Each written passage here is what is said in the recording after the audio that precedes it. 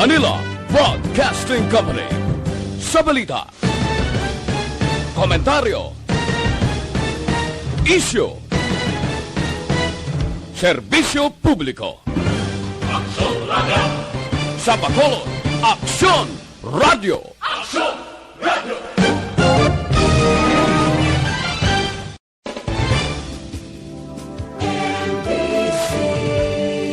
Manila Broadcasting Company. Sa balita, komentaryo, isyu, serbisyo publiko. Aksyon Radio! Sa Bacolod, Aksyon Radio! Aksyon Radio!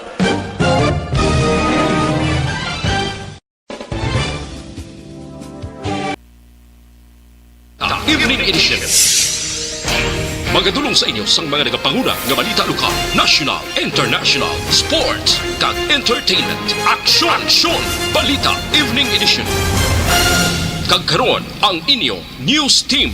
Una sa balita, una sa aksyon. Mayong gabi syudad sa Bacolod, Western Visayas, kag bugos nga Pilipinas. Welcome na sa pagpangalagad sa Aksyon Balita Evening Edition. Karon nga daw Merkules, Oktubre 21, 2020. Kita live sa among official Facebook page kag sa YouTube channel ang Aksyon Radio Bacolod, kag mabatian pagi sa www.actionradiobacolod.com.ph. Kaming inyo mga tagbalita. Aksyon and Defensor. Kag Aksyon Dale Salazar para sa mga headlines. Una kita sa mga balita lokal. 10 milyones nga agricultural fund subsidy gindansar sa syudad sang Kabangkalan para sa mga mangungumang apektado sang COVID-19. Bacolod City Health Office hindi na magbaton sa pasyente nga may sintomas ng COVID-19 umpisa Oktubre 26. Sa balita nasyonal, pagkuha sang government contractual workers ginpalawig tubtob 2022.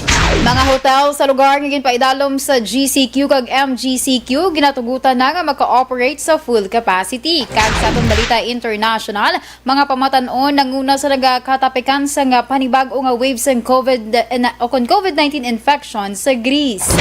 Sa sports balita, referee sang PBA nag-positibo sa COVID-19.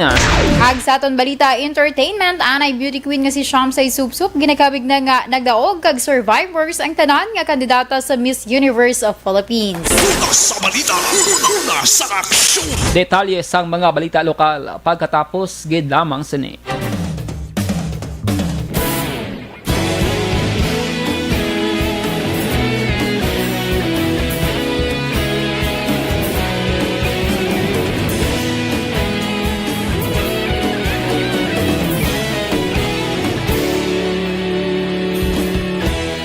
Agapasimbangwa, mapunaw nga hangin agadapyan na. Ikaw nang ginapamati ang lamon ginasandigan. Tingog sang probinsya, kamatuuran ginapalap na. Minsay nga may dala, paglaom kag Mayong gabi sa mga ka-aksyon namon nga nag-monitor via Facebook Live sa Aksyon Radio Bacolod. Good evening Aksyon An, karon nga Wednesday night and i-recognize naton ang pila ka mga viewers naton nga naga-effort gid para mangin aware sa mga latest events diri sa Bacolod kag Negros Occidental. First gid Aksyon An sa comment section nga nag-appear diri sa aton nga monitor. Good evening lang kay Ma'am Emmy Esmeralda Dolido. Good evening Aksyon Dale and Aksyon An watching from Hong Kong. Si Ma'am Zet Alunan, good afternoon Aksyon Action Dale watching sa Hong Kong man. Hala, basi ito paday ni sila. Or, basi makakita ay Alapan mo na sa Hong Kong. Si Ma'am Zat Alunan, kag si Ma'am Emmy, basi makakita ay kamo dila sa Hong Kong. Tingnan nyo na lang tayo. Imagination. Sorry. Energy Fans Club in Hong Kong. Diba? Sige. Si Ma'am Riza Lee, good evening, watching from Malaysia. Ay ba, ka mga imported action sa mga nag-tune in sa aton karon nga Wednesday night. Go ahead. Sa kay Miss Heaven, sa kay Bing Barillo, kay Ma'am Evelyn ni Pomoceno, mayong gabi nagalantaw subong sa Lower Bikutan sa Taguig City. Ito mangkot ko nga aton nga president si Dennis Tibor Roma. Kung nakatigal na siya, naka-ready na sa kuno ka, nag-react na sa sakon nga ano gani post. So sige, thank you so much Geda sa tanan nga naga-monitor sa subong man nga gabi sa subong iya nga program sang Action Balita Evening Edition. Upo din nyo sa Action An kag si Action Dale Salazar. Okay, standby kita danay.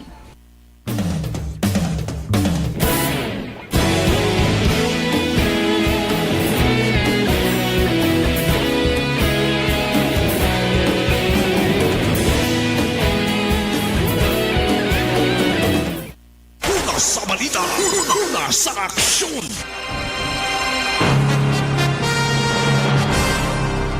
Action Radio Philippines, Standard Time, alas 6 kagkaroon sa Ditalinasang Balita Lokal.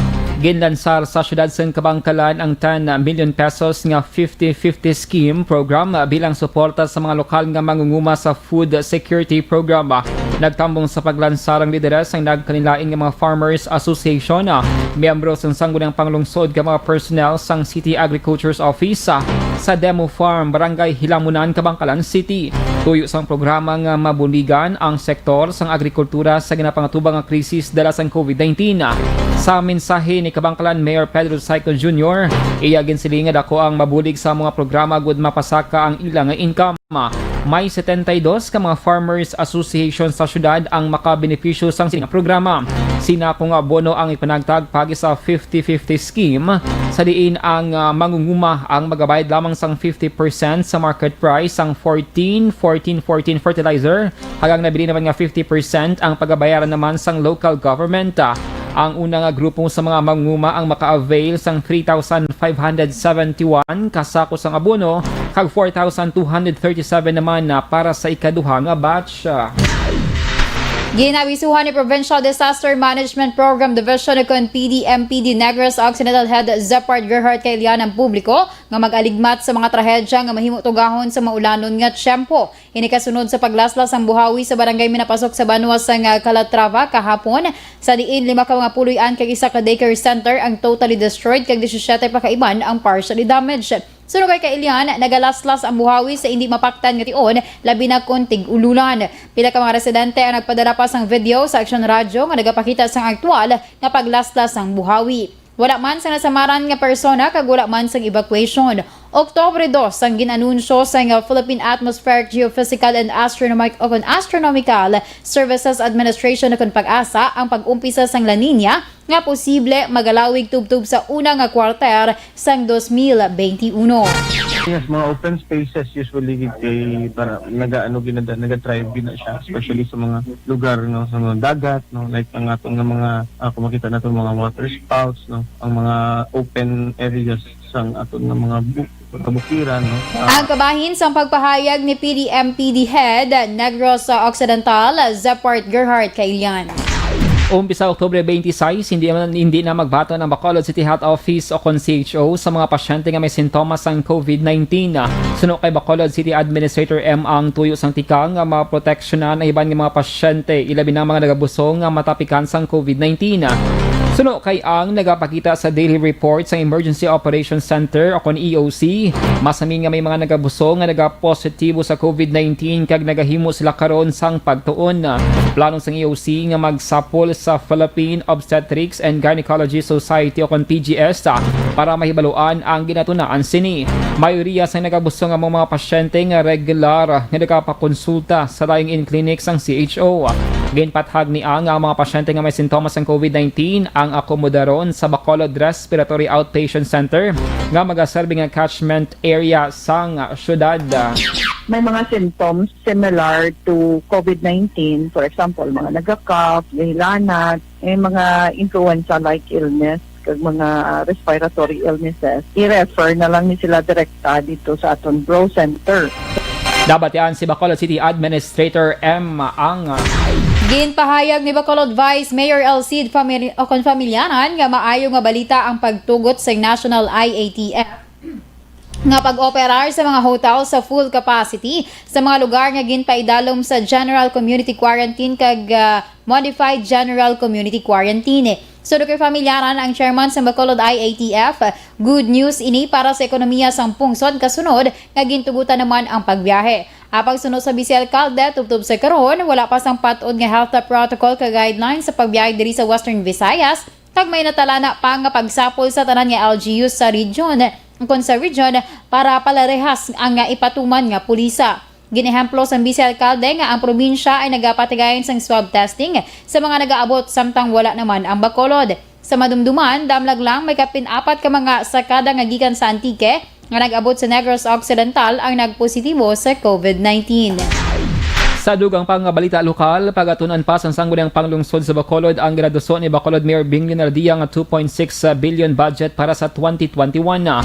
Suno kay Vice Mayor Elcida Familiaran, apisar nga nagdubo ang proposed budget sa kapin 400 milyones pesos ikumpara subong nga 2020 nga yara sa 3 billion pesos. Dapat ini nga pondo ang magbalansiman sa ekonomiya sang syudad. Suno sa Vice Alcalde, may pondo nga ginpain para sa infrastruktura, health and education kag iban pa.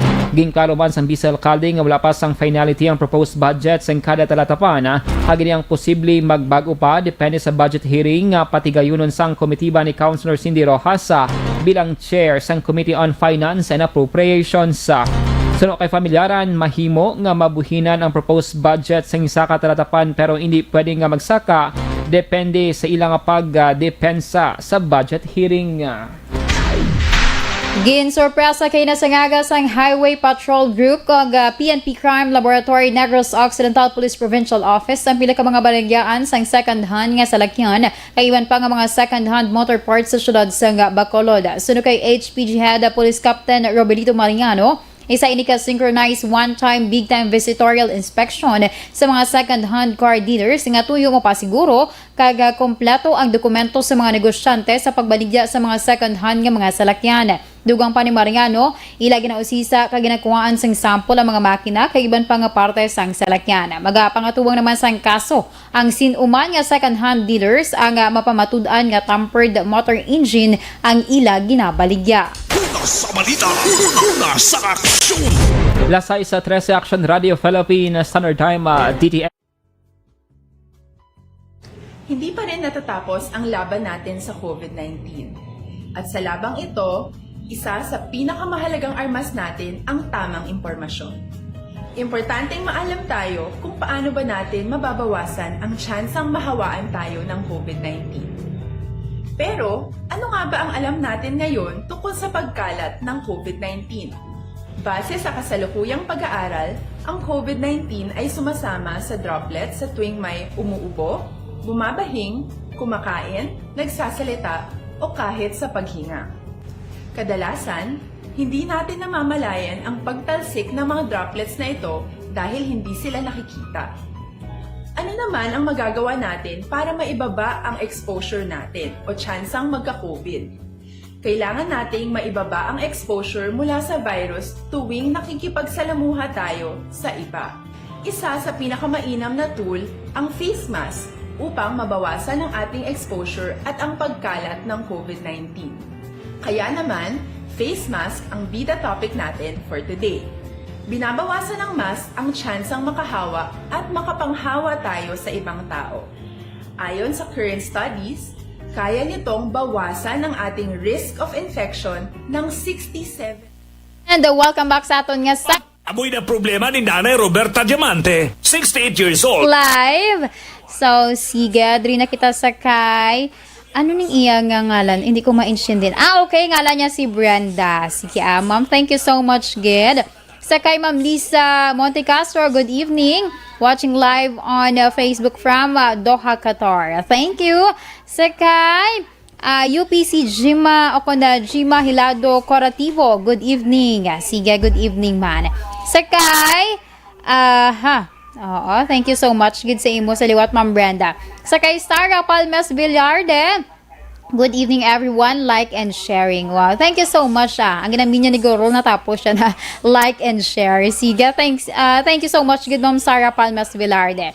Sakay Estela Rimada, good evening man. Sakay Ma'am Vanessa Mayo, kamusta ka dira ma'am? Live and naga-monitor while warming up kuno sa nga iya nga car kay damo snow. And ang iya ko nga vehicle. Tikinang lang gina pang kakason. Sana all may nakita nga snow char. Di joke lang. Thank you, Gid, and be safe. Thank you so much, Mandela, sa imo, Ma'am Vanessa. Sa kay Sir Alex Montesa, mayong gabi. Sige, matugnaw kag maulanon kuno nga kagabihon. Gani, sir, damoy subong ulan. So, sa mga ka-action naton nga naga-biyahe or nagapapuli pa lang, importante may ara balon Oo, i-secure mo na lang daan sa aga para paglakat mo, may dala ka na nga payong or jacket dira kay hindi mapaktan ga ulan pag abot sang kahaponanon. So, sige, sa iwan pa natin yung mga ka-action. Thank you so much, Gid, sa always nga pag-monitor diri sa Aksyon Radyo Bacolod. So, sige. By the way, antes man ako malipat sa mga ka-action naton, basi ikaw na dira ha, standby. Bantay-bantay kapag may time. Kung nakapadala ka diri sang imo nga numero, sang imo nga ngalan, kag sang imo nga address, basi ikaw ang matsambahan nga mapulutan. Magabot sa nga aton iya nga magabutan gani. Magabutan sa nga angkor naton. Halimbawa, kami nga Liwanag Action Day, magabot kami sa nga isa diri kangalan kag tawgan in case nga magsabat ka kag masabat mo man ang pila ka mga pamangkot namon, agad-agad may 500 pesos ka na. Pero ang matabo sa naya, hindi ka na diya magkanto sa istasyon, kundi ipadala lang ina namon sa pera padala. So, sa mga ka-action naton, amo gini ang kumbaga daw challenge.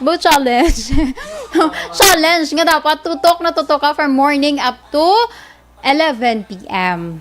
With Action Eric Magbanwa, syempre nga program kay pagka next sinido, pila na ni ka mga pang kada program, matawag na gid kay para damo may magdaog. Sige, so second pa naton mga ka-action nga naga-monitor. Sa kay Chris Vilma Treyes, good evening. Naga-monitor dira sa Estom 3. Thank you so much, Ged. Ikaw naman na danay Action Dale. Kaya mo yan action laban lang. And of course, si Sir Alex Montesa, si Chris Vilma Treyes, mention ni action And sa mga ka-action natin dira nga padayon nga naga-monitor tonight. Please visit nyo ang Energy Funds Club if naga-support ka mo sa Action Radio Bacolod. Amo na siyang club nga naga-suporta sa DYEZ Action Radio Action An.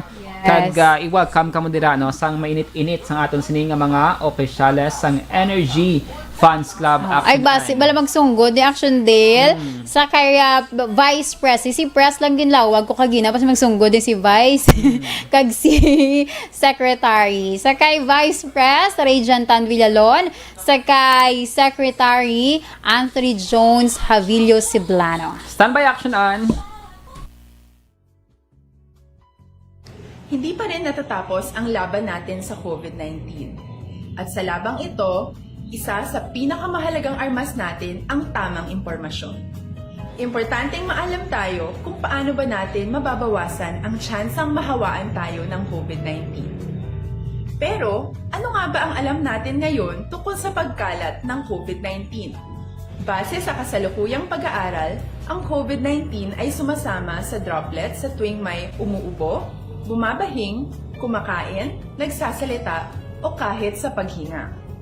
Kadalasan, hindi natin namamalayan ang pagtalsik ng mga droplets na ito dahil hindi sila nakikita. Ano naman ang magagawa natin? Sa aksyon!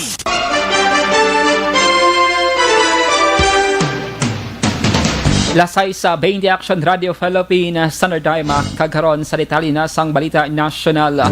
Ginpalawig sang gobyernong tubtob katapusan sang 2022 para magkuha ang mga hensya sang Contract of Service kon COS kag Job Order kon JO workers. Suno kay Budget Secretary Wendell Avisado, ginpermahan na niya po ang opisyal sang Commission on Audit ang Joint Circular No. 2 ang sa bagong nga patakaran sa COs kag JO sa gobyerno nga magatapos kun tani subong nga Disyembre tuig 2020.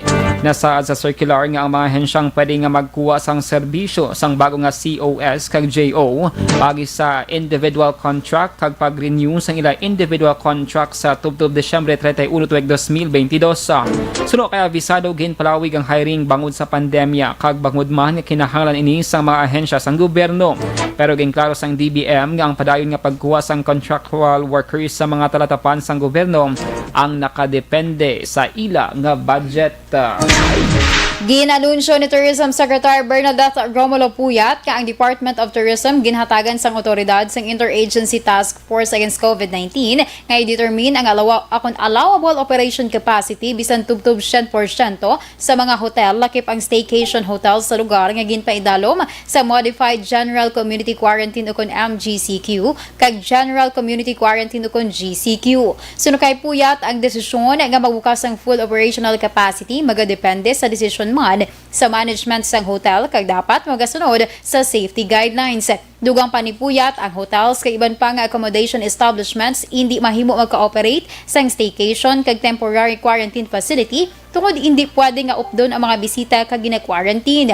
Ang anunsyo ni Puyat nagwa kasunod sa approval sang IATF Resolution number 79 sa sadtong Oktubre 15 nga nagaligwat sa probisyon ang accommodation establishment sa lugar nga ginpaidalom sa GCQ ang mahimo magka-operate sa skeleton force apang sa karon ang nasambit nga operasyon magadepende na sa desisyon sa national agencies parehos sang DOT.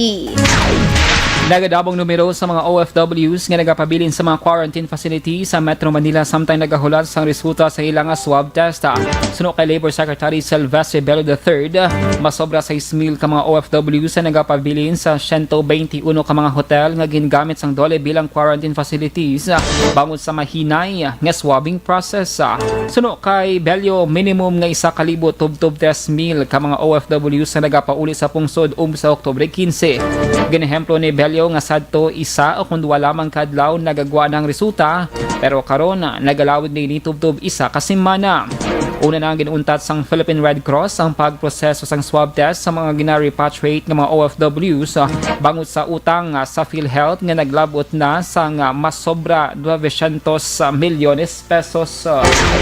Nag-alokar na sang pondo ang gobyerno agud nga mapahulam sa mga micro kag small businesses agud nga maka-release sang 13th month pay sa ila empleyado. Sa virtual briefing ginpahayag ni Labor Secretary Silvestre Bello III nga ang Department of Trade and Industry pagi sa Small Business Corporation ang nag-commit nga magapahulam sang 4 billion pesos para sa micro kag small businesses para sa ila 13th month pay. Magluwas diri ginpahayag ni Bello nga ang Rural Bankers Association of the Philippines magapahulaman apang wala gin detalye kon pila ang kantidad. Nagligid nga si Mana ginpahayag sang dole nga ang employers hindi mahimo ma-exempt sa paghatag sang 13th month pay sang ila empleyado tungod paglapas ini sa labor code.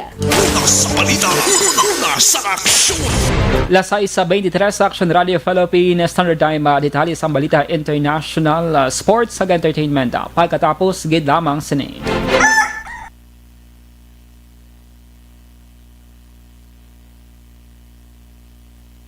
And we are back aksyonan sa last and final stretch sa aton sining pangalagad via Facebook Live. Greetings sa aton sining mga ka-aksyon. Si Ma'am Vilma Gargarita, good evening. Pakitamyaw sa utod ko sa may kabangkalan, si Randy Gargarita. Sige, mayong gabi dira sa inyo. Kag si Ma'am Lani Mitokwa, tama bala pag-pronunciation basta good evening lang sa kay Arnel Dronya Banicar. Keep safe kada sa imong station. Salamat! Kay Ma'am Vilma Gargarita, good evening pakitamyaw sa utod ko sa Kabankalan nga si Randy Gargarita. Sige thank you so much man. Sa Team Slowly, grabe nga mga team ba? Slowly but Surely, Flower Horn Group. Kabalong kay sino ne? Sino? Kay Tuto J ang bike. Oy, by the way, Action Dale, happy birthday gali sa mama kag sa tiyo ni Pressy Dennis Happy Richard. birthday! Nalipat ko sa pangalan, Dennis Lawag na ilang nga mga name kay Lawagon Kumande. Ay, hindi na siya active. But anyway, sa iban pa natin yung mga ka-action nga naga-monitor. Thank you so much, Ged. And always gid nga naga-monitor si Mama Rose Guevara, mayong gabi. And thank you so much. Ikaw naman na Action Dale. Yes, action an, and sa mga ka-action na mo na, sa mga loyal mag-join sang promo, ay tapos, nagali action na, no? Nagtapos nagali ang atong sininga 4-piece, pero ang sap na to, na padayon action an, and sa mga nagsulat diri sa atong 4-piece, kadamo sang entry action an, kanami sa mga Yes. istorya, so bantayan ang announcement of winners sa 9 ka mga estudyante ang makabaton sang free gadget from Action Radio Bacolod, tatos elementary, tatos high school, kag 3 man sa college action an. Yawan kita screen Oh, action malantaw ka magbasa ka bala sa ila nga action Dale nga mga sulat do wala ka pilian. Okay daw pa pamatsyag mo sa pagbasa mo do tanan sila do ka pwede sila nga hatagan tanan. Galing kay limited lang aton nga mahatagan. So kung sino ang mabilin sala tadanay. So good luck no sa mga nagpadala sa ila sininga entries, kag sa mga non-winners, congratulations sa gihapon action an kay ginsaligan nyo ang Action Radio Bacolod sa inyong sininga mga istorya, and standby lang sa mga future naton nga mga promo, kay base pa lang sa ulihi ikaw man ang mangin mapalaron sa mga pa-promo sang Action Radio Bacolod. Yes, ang manami pa gina sa mga estudyante kay ang inyo nga mga sulat nya ginpadala diri basahon ina kun kamo halimbawa ang nagdaog basahon ina sa program nga This Is My Life kaupod kay Tita Wilma Sugaton. O di ba? Hindi lang kami ang makabasa sa imong mga istorya kundi bilog nga Negros Occidental, and even syempre bugos nga kalibutan kay man naka Facebook Live na kita sa buong Action Dale. Yes, Oo, so di ba? Ang ano ba lang ang term napupulutan ng aral. Yes, may mga valuable lessons si Action an nga sa kada istorya nga gina-share. Amo na nga do ka id-id gid sa aton sininga screening, do ka id-id. Oo, bala. Oh, may kilala ko gani nga naging emotional sa gabasa. Oh. By the way, mayong gabi na isa kay Jerry Azero Jr. Sige, thank you so much, Ged. Standby kita para sa Balita International Sports ag Entertainment.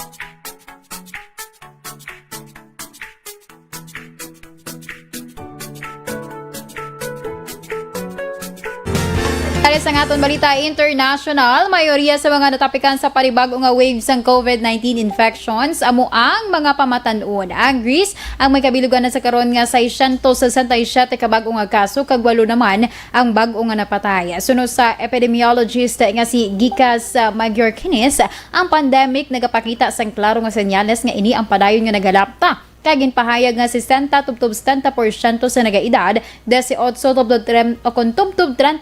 anyos, amo ang kalakip sa bago nga infections. Dugang pa ni Magyukines, ang pandemic madasi nga nagasaka sa norte nga bahin sang pungsod kag inganyo sini ang mga pamatan-on nga i-comply ang pagsuksok sang face mask kag social distancing measures. Una dirigin pansura sang Greece ang plano nga pagbalik na kuntani isang sporting events sa kahangawa sa mahimo paglapta pagid sang virus. Una sa balita, una sa aksyon. Sa sports balita, nag-positibo sa COVID-19 ang isa ka referee nga nagkatrabaho sa PBA Bubble sa Pampanga. Base sa report nga na-post sa PBA website, ang referee nagpaidalom sang mandatory swab test supod ang 27 kay banpasa tung Lunes nga adlaw. Ang referee ang bayaran sang 3 ka swab test result. 2 ang ginapatigayon sa sagwa sang bubble. Kag isa naman ang yara sa sulod kag palerehas tanan nga negatibo sa virus. Ining una nga positibo nga kaso umbisa nga nagsugod ang bubble nagdigad nga Oktubre 11. Ang referee ang gindala sa Athletes Village sa May Tarlac para ipaidalom sa quarantine. Ang mga close contacts naman ang gina-isolate kag ipaidalom sa swab test sa mabot nga Sabado nga adlaw. Ang PBA Games ang magapadayon base man sa schedule pero tanan nga aktibidad subong adlaw Merkoles ang gin-suspend para sa disinfection. Una sa balita, una sa aksyon. Kag sa aton balita entertainment, mas sobra 40 ka Pinay ang magapasundayag sang ila talento para mangin masunod nga Miss Universe of Philippines. Kag si Shamsay Supsup ay nagadayaw sa kada isa sa ila. Sa Zoom interview antes ang finals sa Oktubre 25, ang anay beauty queen kag karon national director sa Miss Universe of Philippines organization ay nagpabutsyag sang iya pagdayaw. Kag pasalamat sa tanan nga contestants nga nag-intra sa pihak sang hangkat nga nadulot man sang COVID-19 pandemic. Sunod kay Shamsay, sa pagatubang sa hangkat sa pandemic, masiling na niya nga tanan survivors kag nagdaog bangod sa ila ka isog nga ginpakita sa tuyo nga mapabugal ang ila nga probinsya kag syudad. Una sa balita, una sa aksyon. Lasay sa 33 Action Radio Philippines Summer Time, inyo nabatian ang kabugusan ng mga balita sa Action Balita Evening Edition. Karon nga adlaw Miyerkules, Oktubre 21, tuig 2020. Saluwat kaming inyo mga tagbalita. Aksyon and Defensor. Kag Action Dale Salazar. Una sa balita, una sa aksyon. Sa Bacolod Action Radio.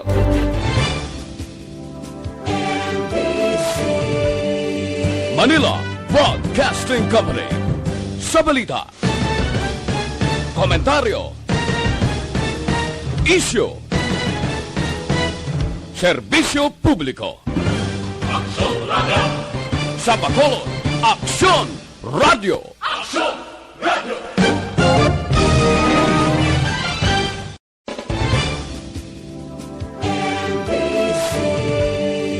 Manila Broadcasting Company. Sa balita, komentaryo, isyu, serbisyo publiko. Aksyon Radio. Sa Bacolod, Aksyon Radio. Aksyon Radio.